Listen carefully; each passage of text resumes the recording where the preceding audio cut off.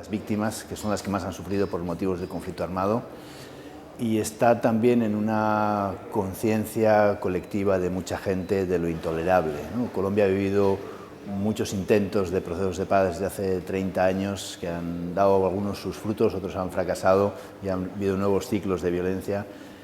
La paz está también en las nuevas generaciones que necesitan un país diferente. La verdad no es una versión más de la historia, ¿no?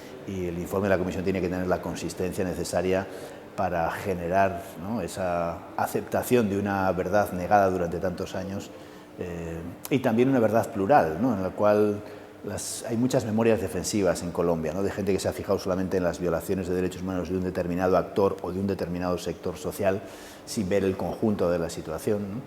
Y creo que habrá gente que querrá ver el capítulo de secuestro para ver que hablamos de las FARC y habrá gente que querrá ver que hablamos del paramilitarismo o los agentes del Estado. Necesitamos ver el conjunto de esas verdades, ¿no?, para que esas memorias no sean una memoria defensiva que permita mantener, digamos, unas actitudes negativas, sobre todo frente a la paz.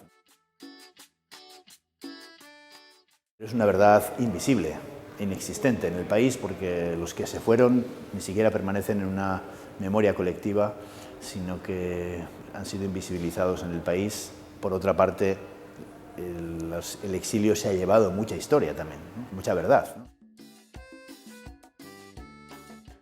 La desesperanza es un precio demasiado caro para un pueblo que tiene tantas ganas de vivir como el pueblo colombiano, y no se puede dejar que en base a determinadas actitudes políticas negativas frente a la verdad o la memoria, que tratan de consolidar ciertas áreas de poder, se niegue esa verdad o se condene de nuevo a la sociedad colombiana a un nuevo ciclo de más guerra y más pobreza.